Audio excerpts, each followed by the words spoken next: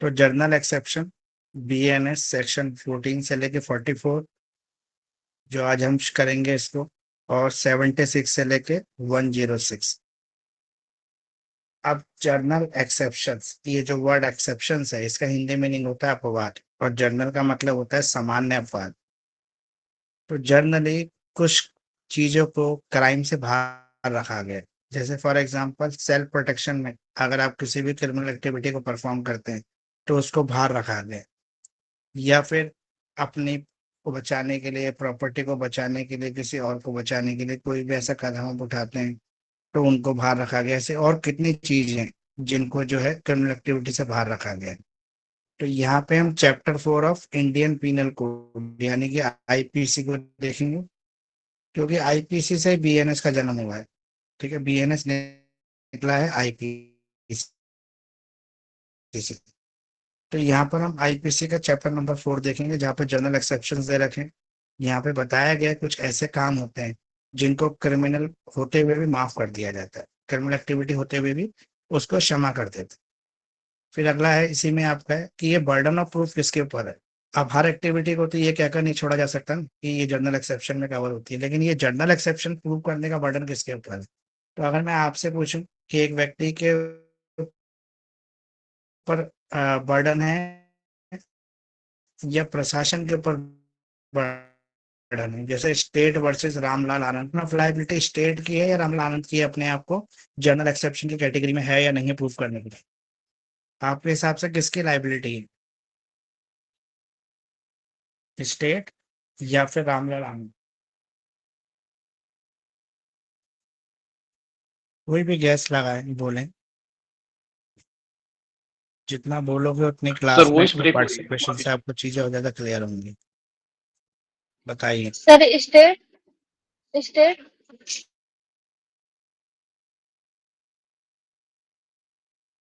नहीं पता है तो मैं बताया, तो जनरल एक्सेप्शन उसको प्रूव करना है जिसको डिफेंस लेने।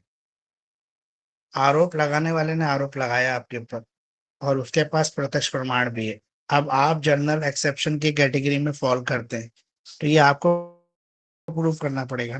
तो जनरली प्रोसिक्यूशन को प्रूव करना पड़ता है कि वो जो है beyond the reasonable doubt general exceptions को जो है वो एंटरटेन करता है या जनरल एक्सेप्शन में फॉल करता है। तो ये एक्यूज जो सस्पेक्टेड पर्सन जिसके ऊपर ट्रायल चल रहा है उसको प्रूव करना पड़ता है, अपनी इनोसेंस से उसको प्रूव करनी पड़ती है। वो निर्दोष है ये कोई और प्रूव नहीं करेगा, वो खुद प्रूव करेगा। Before the enforcement of Indian evidence act, जब भी इंडियन एविडेंस एक्ट आता है, देखो सबसे पहले प्रोविजन ये होता है कि सबसे पहले आप चार्जशीट फाइल होती है कोर्ट के अंदर। आप में से कितने लोग कोर्ट जा रहे हैं वैसे अभी तक? मैं जा रहे हैं सर। कितने लोग हैं जो कोर्ट जा रहे हैं? हम भी जा रहे हैं सर जी। मैं भी जाती हूँ। मैं भी जाती हूँ सर। आप में से कोई नहीं जा रहा है क्या? कितने लोग हैं जो अभी प्रैक्टिस में हैं? सर मैं भी हूँ। I am also here. तो अगर आप लोग प्रैक्टिस में हैं तो आपको पता ही है कि जो क्रिमिनल का ट्रायल होता है वो FIR से स्टार्ट हो जाता है। अब ये जो वर्ड FIR है, FIR को अगर हम डिफाइन करें तो आप कैसे डिफाइन करोगे? What is FIR? First information report. First information report का मतलब ये है कि पहली जानकारी मिली, किस रिगार्डिंग मिली कि क्रिमिनल एक्टिविटी परफॉर्म हुई है यानी कि क्राइम हुआ है। उसकी प्रथम सूचना रिपोर्ट पुलिस के पास आ गई। अब वो सूचना रिपोर्ट आने के बाद पुलिस का क्या जिम्मेदारी बनती है? चार्जशीट ऐसे कुछ होगा सर। जांच करने की, उसके उस बाद पर पुलिस जांच करने की। इन्वेस्टिगेशन करती है। हाँ, जांच इन्वेस्टिगेशन करती है। होगी सर। इन्विटेशन सॉरी इन्वेस्टिगेशन करती है। उस इन्वेस्टिगेशन के दो रिजल्ट हो सकते हैं। पहला रिजल्ट, वो कन्विक्टेड हो सकता है यानी कि उसके ऊपर चार्ज लगा देती है पुलिस, कहती है हाँ ये दोषी आरोपी पाया गया, इसके ऊपर ये फला फला चार्ज लगा दी। दूसरा, वो निर्दोष हो सकता है कि कोई भी प्रत्यक्ष प्रमाण नहीं मिला तो पुलिस उसको छोड़ देती है। अब ये दोनों ही प्रोसेस में कोर्ट में कैसे जाते हैं? देखो, जब भी एफआईआर आएगी तो पुलिस को कोर्ट जाना पड़ेगा, है ना, केस देना पड़ेगा मजिस्ट्रेट के सामने। अब मान लो कि अगर कोई भी इन्वेस्टिगेशन में कोई सबूत नहीं मिला, तो पुलिस कौन सी रिपोर्ट फाइल करती है कोर्ट में? Status report. Closure report. Police कहती है इन्वेस्टिगेशन में इसके खिलाफ कोई सबूत नहीं मिला, वो क्लोजर रिपोर्ट फाइल करके केस को क्लोज कर देती है। जो एक्यूज होता है वो बाइज्जत बरी हो जाता है, केस खत्म हो जाता है उसके ऊपर। दूसरा, अगर दो निर्दोष सॉरी अगर दोषी पाया गया, उसके खिलाफ सबूत मिल गए, तब पुलिस कौन सी रिपोर्ट फाइल करती है? तब पुलिस की तरफ से क्या आती है? भाई इतने लोग कोर्ट जा रहे हैं तो आपको तो पता ही है ना। चार्जशीट। आई थिंक चार्जशीट आती है। चार्जशीट आती है सर। हाँ, फिर पुलिस की तरफ से चार्जशीट आती है। अब चार्जशीट में पुलिस क्या देती है? सेक्शन सब सेक्शन बताती है कि आईपीसी का ये सेक्शन लगा है, इसके ऊपर ये लगेगा। नहीं सर, पूरी कहानी बताती है हाँ, कैसे हुआ। कहानी भी बताती है और एफआईआर में जो सेक्शन लिखे हुए होते हैं उन्हें डिफाइन करती है, और जिस जिस मतलब पुलिस वाले ने ये सब वो करी होगी, जांच करी होगी ना, जो मेडिकल्स वगैरह हैं या कुछ भी है, वो सारी चीजें लिखी भी होती है सर उसके अंदर। आईओ भी पॉइंट होता है उसमें, आईओ है आप ना सर। देखो, एक चीज सबसे इम्पोर्टेंट चीज आज आप सीख लो कि जब पुलिस चार्जशीट फाइल करती है तो चार्जशीट में कोई सेक्शन नहीं होते। सेक्शन लगाना, धाराएं लगाना, ठीक है, ये काम मजिस्ट्रेट का है। अब आप मुझे एक चीज बताओ सिंपल, जब हम सिविल पिटीशन फाइल करते हैं, ठीक है, तो क्या वहां पर हम सेक्शंस लिखना जरूरी है या फिर जरूरी नहीं है? नहीं सर, उसमें एक्ट लिखना होता है कि केस उसमें हम फाइल कर रहे हैं बस।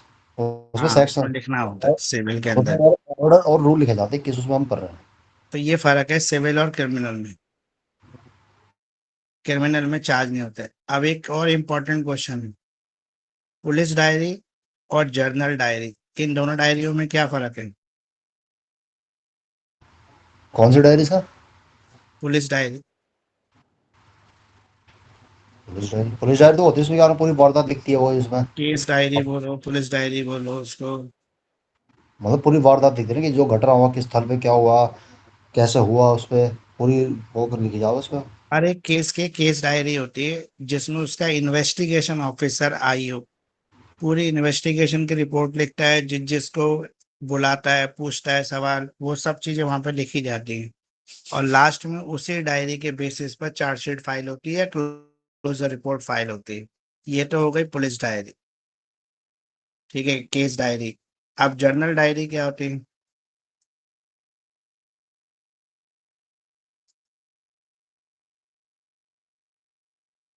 जर्नल डायरी पुलिस के पास होती है या आम जनता के पास होती है?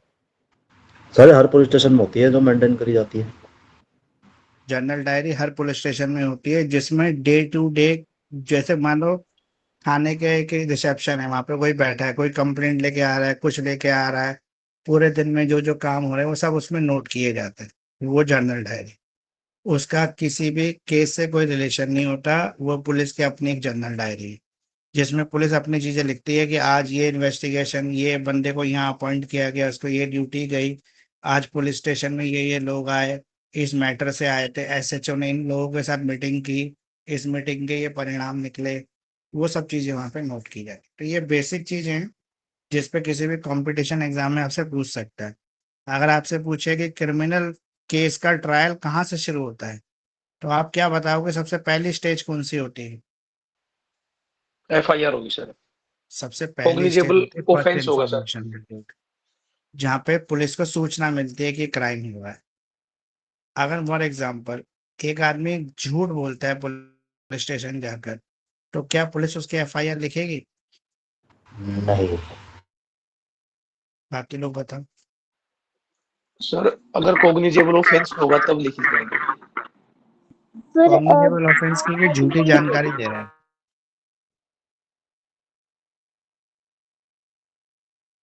सर लिखे तो गए लेकिन उसके बाद इन्वेस्टिगेशन करेंगे वो झूठी है सच्ची है। देखो, यहाँ पर ये हमारे कॉन्स्टिट्यूशन में क्लियर बताया हुआ है, इंफॉर्मेशन झूठी मिले सच्ची मिले, पुलिस के अधिकारी की जिम्मेदारी है कि पब्लिक द्वारा दी गई इंफॉर्मेशन को फर्स्ट इंफॉर्मेशन रिपोर्ट के रूप में रजिस्टर कर ले। उसके बाद इन्वेस्टिगेशन करें। इन्वेस्टिगेशन में निकल कर आएगा कि ये फर्जी है, इसके खिलाफ कोई एविडेंस नहीं मिला, ऐसा कुछ हुआ ही नहीं, झूठे आरोप लगाए गए, या फिर सच्चे थी इसमें एविडेंस मिले, सबूत मिले, ये सब चीजें वहां पर रिकॉर्ड की जाएंगी।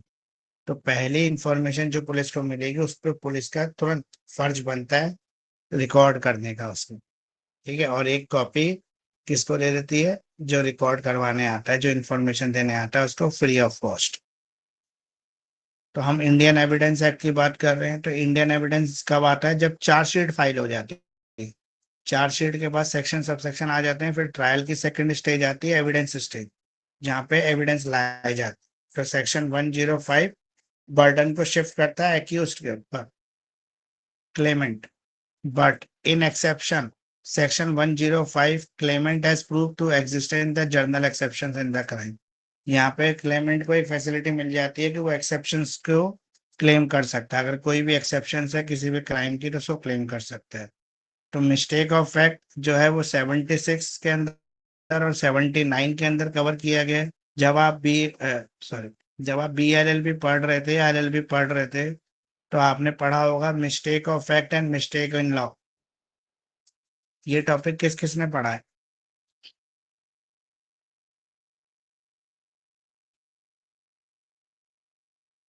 What is mistake of law and mistake in fact? Sir, mistake of fact और मिस्टेक इन लॉ, ये BNS का सेक्शन 14 पढ़ा से तो लेकर है। 17 को कवर करता है। और कानून में किसको एक्सेप्ट किया जा सकता है? मिस्टेक ऑफ फैक्ट को या मिस्टेक ऑफ लॉ को? Sir mistake of fact. Mistake of fact को एक्सेप्ट किया जा सकता है और मिस्टेक ऑफ लॉ को एक्सेप्ट नहीं किया जा सकता है।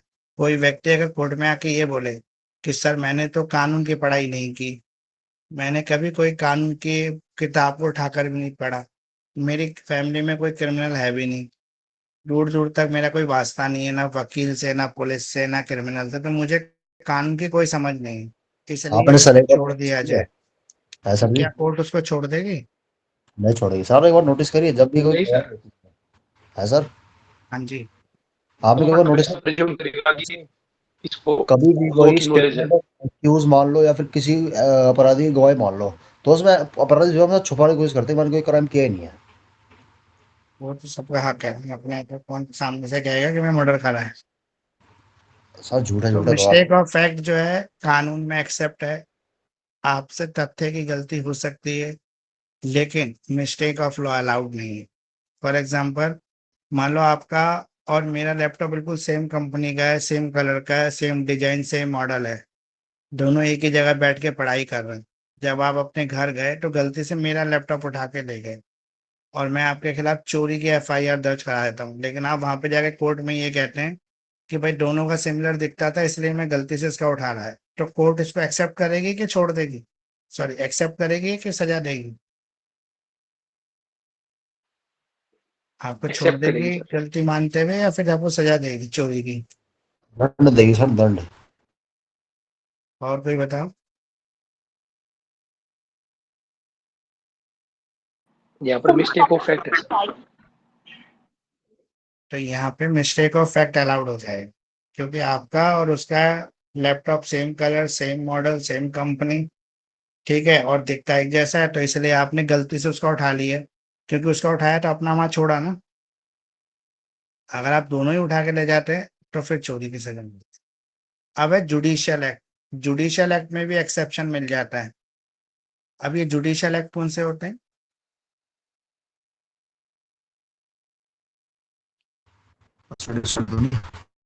जुडिशरी द्वारा किए गए एक्ट, ठीक है, जजेस को परमिसेबल होते हैं। दूसरा, पुलिस अधिकारी को, जैसे फॉर एग्जांपल पुलिस भागते हुए चोर के पैर में गोली मार दे, तो वहां पे गोली मारने का कोई सजा नहीं होगी, ना कोई केस चलेगा पुलिस ऑफिसर के ऊपर। उस तरह के एक्ट को छूट दी हुई है। फिर एक्सीडेंट, अगर आपने जानबूझ के ना किया, एक्सीडेंटली ऐसा कुछ परफॉर्म हो गया, तो वहां पर भी आपको जनरल एक्सेप्शन की कैटेगरी में डाला जाएगा। एब्सेंस ऑफ क्रिमिनल इंटेंशन, जहाँ पे आपका मेंसरिया ना हो, मेंसरिया का एब्सेंस हो, या एक्ट डन बाय कंसर्ट, सामने वाले की मर्जी से आपने एक्ट परफॉर्म किया हो, क्रिकेट टीम में मैच खेला जा रहा है, बॉलर बॉल डालता है, बैट्समैन के सर में लग जाती है हेलमेट तोड़ते हुए, और उसको इतनी खतरनाक चोट लगती है कि वो हॉस्पिटल पहुंच जाता है। तो यहाँ पे क्या बैट्समैन बॉलर के खिलाफ कोई केस कर सकता है, नहीं अटेम्प्ट टू सर। मर्डर या किसी और चीज का? नहीं कर सकता। रीजन, जो ये टेक्निकल पॉइंट आते हैं ना, मैं आपको बहुत धीरे धीरे समझाता हूँ। उसके पीछे रीजन ये रहता है कि धीरे धीरे बोलने से क्या है कि आपको ये टेक्निकल पॉइंट जो है कवर हो जाए, आगे एग्जाम में इन्हीं टेक्निकल पॉइंट के ऊपर आपको घुमाएगा, इन्हीं के ऊपर आपको बेसिक क्वेश्चंस पूछेगा, जो टेक्निकल यही पॉइंट आपको आंसर लेने में हेल्प करेंगे। तो इसलिए ये बहुत आराम से एग्जांपल के साथ मैं आपको ये सारे टेक्निकलिटी को बताता हूँ, और जो सिंपल सेक्शंस होते हैं उनको डायरेक्ट पढ़ के खत्म कर लेते हैं। तो कंसेंट का मतलब ये है कि जब दो लोग अपनी मर्जी से क्रिकेट मैदान में आए, तो उनको ये पता था कि बॉल लगने से चोट लग सकती है या बैट से चोट लग सकती है, कोई नुकसान हो सकता है। तो उन्होंने अपने कंसर्न दिए ना मैच खेलने के लिए। उस दौरान अगर बिना किसी क्रिमिनल इंटेंशन के कोई चोट लग जाती है, तो वहां पर उसके खिलाफ कोई केस नहीं चलेगी। फिर है आपका ट्रिफलिंग एक्ट। ये ट्रिफलिंग एक्ट क्या होता है बताइए, और प्राइवेट डिफेंस क्या होता है? सर टावर डिफेंस वो होता है जो हम अपना वो बचाते हैं, मतलब सामने वाले को निजी हमला बचाव में अलाउड है। करना है। और ये दूसरा था मामूली कार्य। मामूली कार्य में कौन से कार्य आते हैं? जिससे ना के बराबर नुकसान हुआ हो, जैसे बॉडी पे स्क्रैच लग जाना, मतलब ब्लडिंग में नहीं हुई, केवल स्क्रैच लगा, तो वो माइनर होते हैं जो ना के बराबर होते हैं। अब मैंने आपको मिस्टेक ऑफ फैक्ट क्लियर बता दिया था कि कोई भी अपराध नहीं, कोई भी काम अपराध नहीं है जो किसी ऐसे व्यक्ति द्वारा किया जाता है जो कानून में बाधा है, सॉरी कानून से बंधा है, या जो तथ्यों की गलती के कारण, कानून की गलती के कारण, मतलब नेक नियत से यह मानता है कि इसे करने के लिए कानून से बाध्य है। मतलब वो व्यक्ति उस फैक्ट को सच मान रहा है, और सच मान के वो परफॉर्म कर रहा है, और वहां पर बाद में पता लगता है कि जिसको वो सच मान रहा था वो सच नहीं, वो रॉन्ग है, तो वहां पे मिस्टेक ऑफ फैक्ट हुआ, जिस वजह से उसके द्वारा की गई गलती के लिए कोई सजा उसको नहीं मिलेगी। अब मिस्टेक ऑफ फैक्ट जब भी आप दे रहे होंगे तो आपको तीन चीजों का ध्यान रखना पड़ेगा। पहला, कि तथ्य की गलती होनी चाहिए, यानी कि फैक्ट का मिस्टेक होना चाहिए, सामने वाला उसको सच मान रहा हो। अगर उसको पहले से ही पता हो कि ये रॉन्ग है, तो वहां पर उसको कोई रिलीफ नहीं मिलेगा। अब है गुड फेथ। गुड फेथ क्या होता है? सामने वाले ने जो काम किया है, जो गलती की है, वो इस विश्वास के साथ की है कि वो सही कर रहा है, उसको ये नहीं पता कि वो गलत कर रहा है। फिर है आपका बिलीफ ऑफ लीगल ऑब्लिगेशन। अब ये लीगल ऑब्लिगेशंस क्या होते हैं? कानूनी दायित्व कहते हैं इनको। क्या होते हैं लीगल ऑब्लिगेशंस? सर जो काम करता हूँ मतलब उसमें बेड़ियों में बंधा होता है, मतलब कि मेरे को कानून के दायरे में रहकर काम करना है। मतलब आपको जो भी काम करना है वो कानून के दायरे में रह के करना है।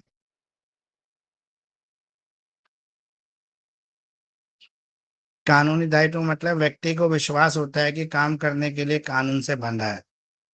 अब फॉर एग्जांपल एक पुलिस ऑफिसर है, पुलिस ऑफिसर इन्वेस्टिगेशन करने पहुंच जाता है, उसको रिपोर्ट मिलती है कि वहां पे टेररिस्ट हैं, वो चला जाता है, ठीक है, वहां पे मकानों में जाके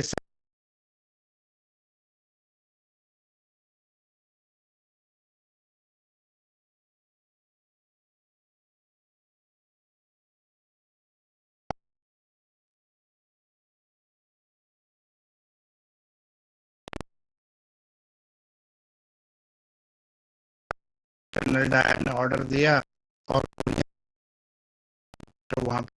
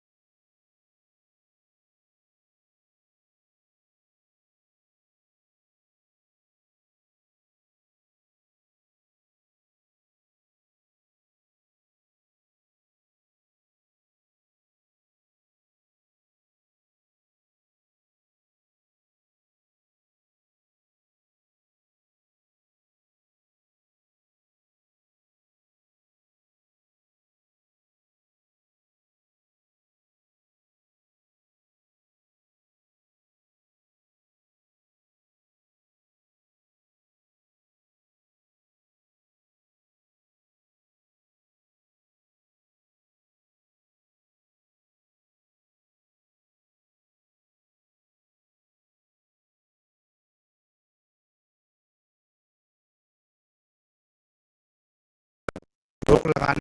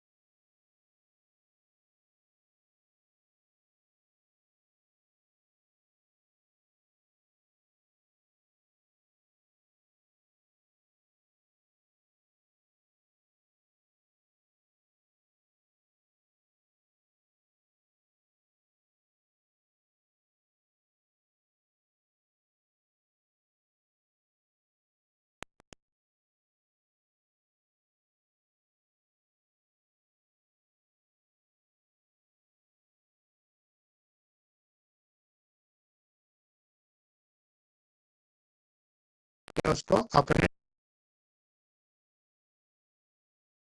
की वजह से कोई सजा ऑफ आंध्र प्रदेश वर्सेस अभी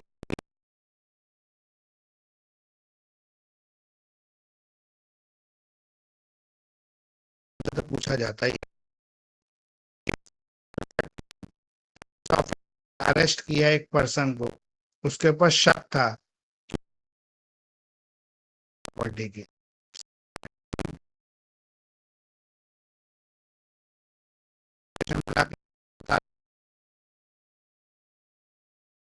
सच का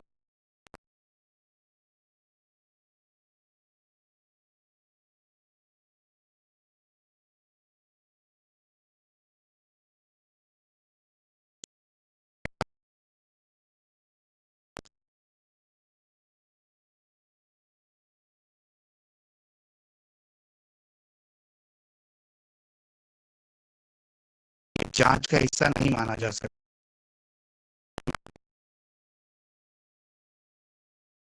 कि जांच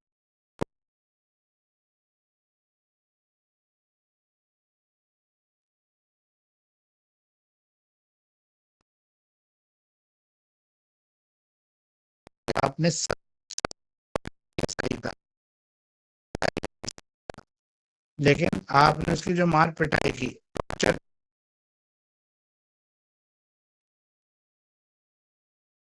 साहू सालिग्राम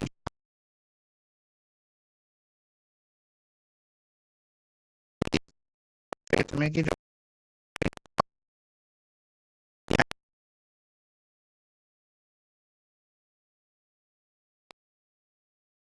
होता है मतलब जो गाड़ी होती है जिससे वो सप्लाई करता है उसको वो पुलिस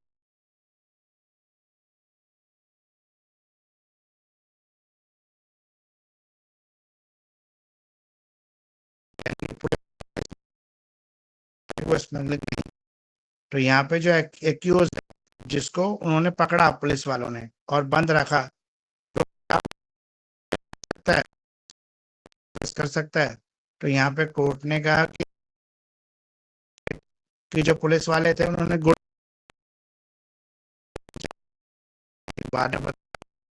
स्मगलिंग नहीं थी।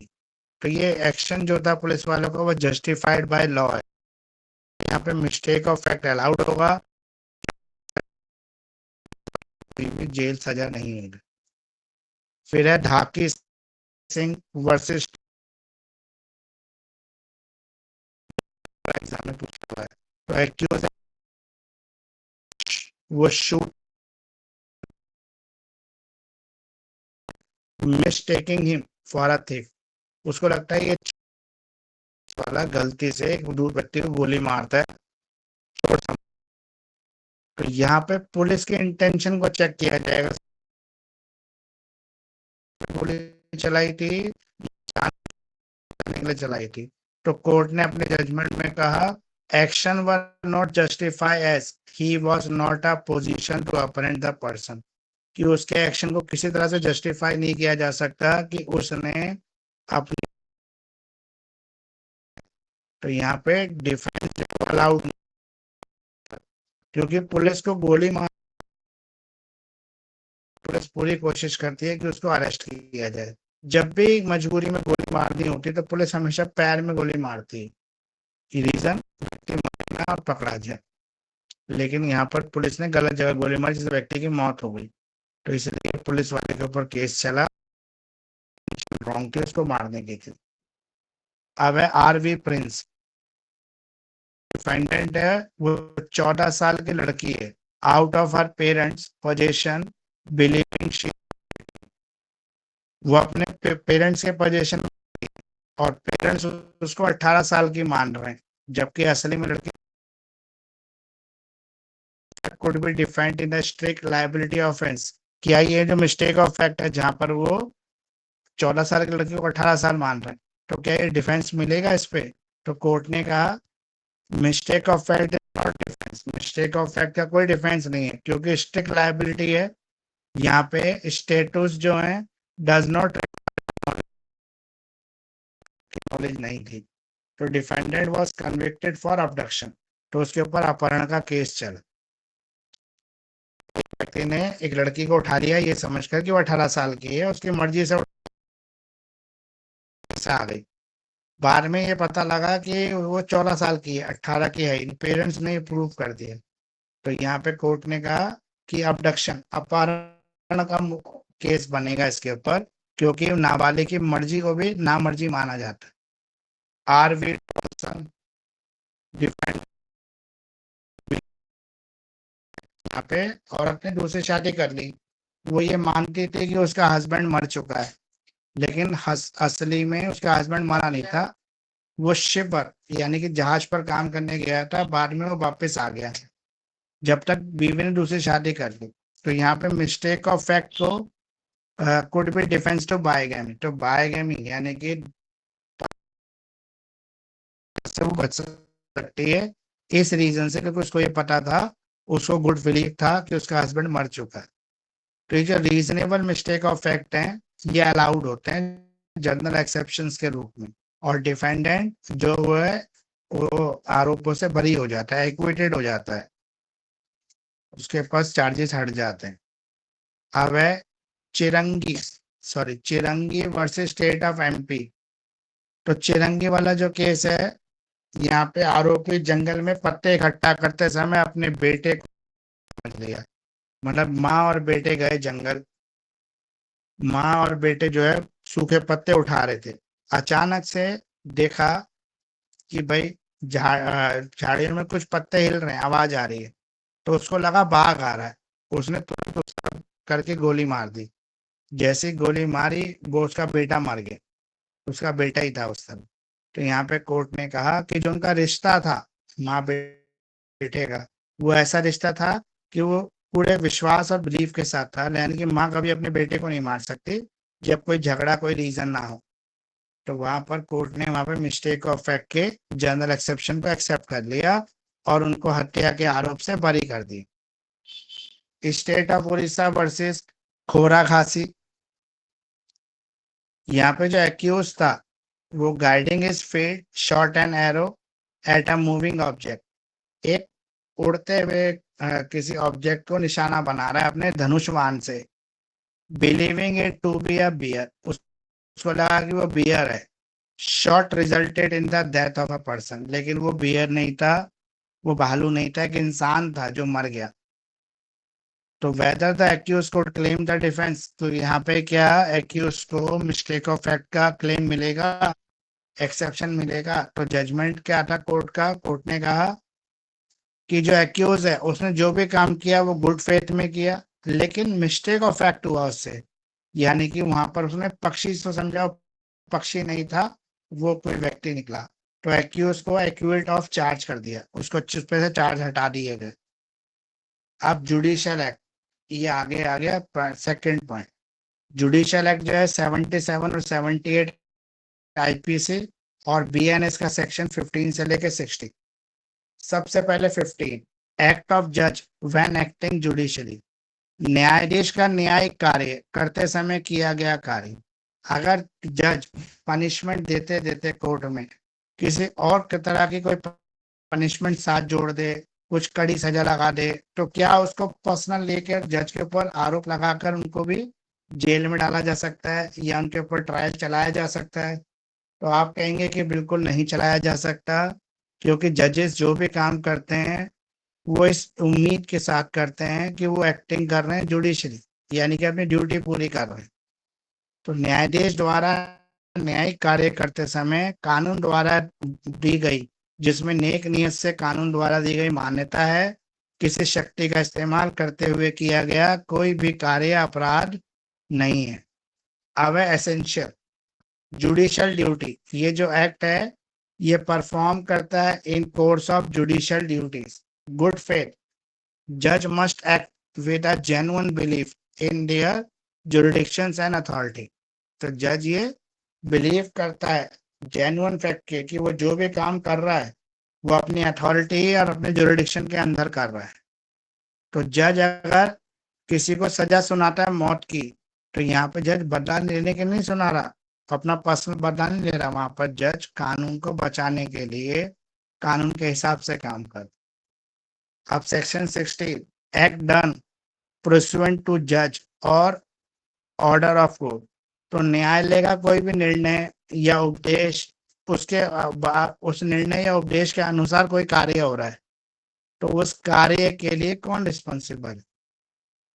अगर न्यायालय कोई निर्णय देता है, कोई आदेश देता है, उस आदेश के बाद अपराध जो है वो साबित हो जाता है, तो न्यायालय ऐसे निर्णय के आदेश देने का अधिकार क्षेत्र ना हो, मतलब वो उनके जुरिडिक्शन से बाहर है कोर्ट की, लेकिन कार्य करने वाला नेक नियति और विश्वास के साथ न्यायालय के अधिकार क्षेत्र में आया है। अब है essential obedience to judicial order. Judicial order को हमेशा ओबीडियंस करना चाहिए, ओबीडियंस मतलब पालन करना चाहिए। गुड फेथ बिलीफ, यहाँ पे जो एग्जीक्यूटर होता है वो सत्यता के विश्वास के साथ इसको मानता है। तो एग्जीक्यूशनर जो है carrying out a court order और hanging, carrying out court order hanging, यानी कि कोर्ट के ऑर्डर को प्रॉपर तरीके से लागू करना। अब है कपूर चंद versus State of Himachal Pradesh. ये जो सर्च वारंट है ये इशू किया जाता है एक माइनर लड़की के खिलाफ, जहां पे उसकी मदर जो है वो रिकवरी कर रही है। तो मदर ऑफ द गर्ल, लड़की की जो माँ है, वो सर्च वारंट लेती है। सेक्शन 100 ऑफ सीआरपीसी में magistrate having recorded the statement of girl, magistrate उस लड़की के स्टेटमेंट रिकॉर्ड करता है, उसको डायरेक्ट करता है to given her seat in a car, कि उसको कार में एक प्रॉपर सीट प्रोवाइड की जाए। They would not commit an offence, ताकि वो कोई ऑफेंस कमिट ना करे। दे आर फुली प्रोटेक्टेड, वो उसको पूरी तरह से विश्वास दिलाया जाता है कि वो प्रोटेक्ट है सेक्शन 78 आईपीसी में। तो जो डिफेंडेंट है बिटवीन डिफरेंस क्या है सेक्शन 77 और 78 में? जो जुडिशियल एक्ट है जो प्रोटेक्ट है under section 78, even authorize the court, no jurisdictions, but in section 77 the judge must act with his jurisdiction to protected by, तो जज को अपने लिमिट के अंदर रहकर काम करना पड़ता है ताकि वो अपने अधिकार क्षेत्र में रहकर उनको न्याय दिला सके, जो न्यायाधीश है। State of Maharashtra versus Narayan Dattatreya Ante. इस केस के अंदर सुप्रीम कोर्ट ने कहा है कि जो जुडिशियल एक्ट है वो एक्सेप्शन है under section of IPC applies with the act performed by the public servant in good faith and within the scope of their official duty। अगर कोई भी सरकारी अधिकारी किसी भी काम को ये मान के कर रहा है कि उसकी ड्यूटी के दायरे में आता है, उसकी ऑफिशियल ड्यूटी है, या फिर ये मानते हैं कि जो स्कोप है, ओमिशन जो है, कमीशन जो है, वो एक मैलाफाइड है, इंटेंशन कह सकते हो, beyond the scope of their official duties. अब है K R Lakshmanan versus State of Tamil Nadu. ये जो के आर लक्ष्मण वाला केस है, यहाँ पे प्रीवियस सेक्शन हो गया, यानी कि पहले से सेंक्शन था, public servant could be prosecuted for the act perform or discharge of his official duty. सरकारी अधिकारी के द्वारा अपनी ऑफिशियल ड्यूटी को खत्म करने के लिए कोई भी एक्ट कदम उठाया जाता है तो supreme court held that period sanction, तो पहले से अगर आपने सेक्शन ले रखा है, required before the prosecution could be initiated against the public servant under the judicial act exception in section 197 of IPC. अब है accident, section 80 of BNS section 18। तो आईपीसी का 80 और बीएनएस का 18 दुर्घटना। अब मुझे बताइए, पहली दुर्घटना बता रखी है accident is doing a lawful act, एक लॉफुल एक्ट करते हुए दुर्घटना हो जाना, तो ये ऑफेंस है। तो नथिंग इज एन ऑफेंस, ये ऑफेंस नहीं है। कब नहीं है? Done by accident or misfortune, दुर्भाग्य से आपको एक्सीडेंट हुआ और किसी को चोट लग गई, तो ये क्रिमिनल एक्टिविटी में नहीं आता है।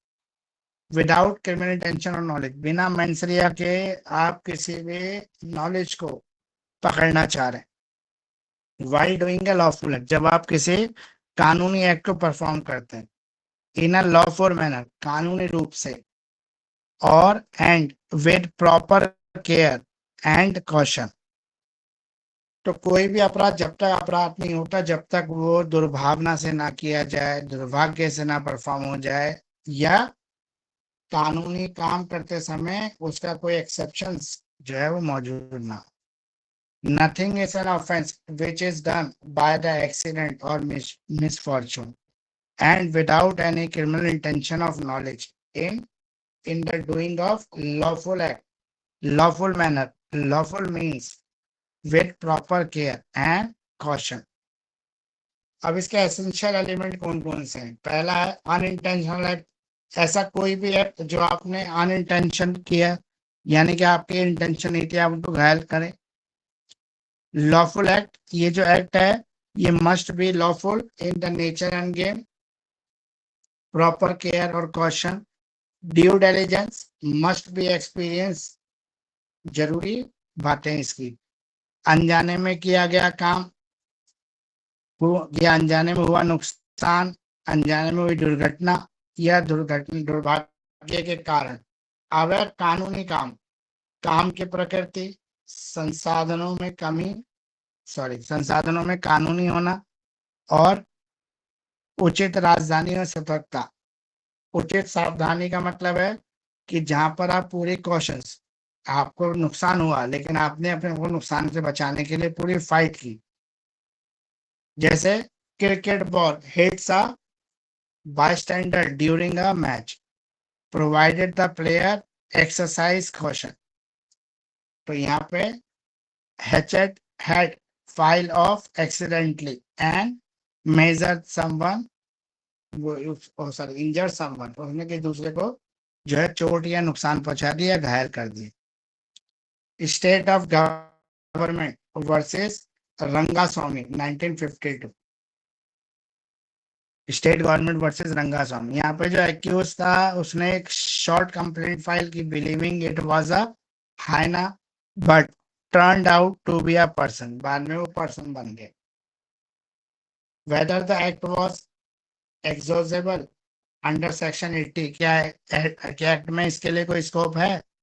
तो कोर्ट हेल्ड दैट, कोर्ट ने कहा was done without criminal intention, कि जो भी एक्टिविटी की है वो बिना क्रिमिनल इंटेंशन के की है, गुड फेथ में की है, प्रोटेक्ट करने के लिए दूसरे को। तो accused was entitled to be benefit of section 80, अगर दूसरे को बचाने के लिए की है तो उसको सेक्शन 80 का बेनिफिट भी मिलना चाहिए। अब है जोगेश्वर वर्सेस एम्परर 1924। फैक्ट, यहाँ पे जो एक्यूज है वो हिट कर रहा है विक्टिम को एक्सीडेंटली, हिट दिस सॉरी उसकी प्रेग्नेंट वाइफ को चोट पहुंच जाती है, causing the death of child, जिससे उसका घर में बच्चा मर जाता है। Weather the act was excusable, क्या यहाँ पे सेक्शन 80 जो है वो एक्सक्यूजेबल है? तो कोर्ट ने यहाँ पे कहा कि act was not lawful, act जो है वो लॉफुल नहीं है, as the accused was engaged in a unlawful act, और ये अनलॉफुल एक्ट में होता है आपका हीटिंग और hitting the victim. Accused was not entitled to benefit of section 80, तो यहाँ पे सेक्शन 80 का कोई बेनिफिट नहीं मिलेगा एक्यूज। तो ये हमने यहाँ तक केस कर लिया। अब ये टुंडा वर्सेस स्टेट जो है ये नेक्स्ट क्लास में हम इसको शुरू कर लेंगे। कोई आपके डाउट है, कुछ पूछना है तो पूछ लीजिए।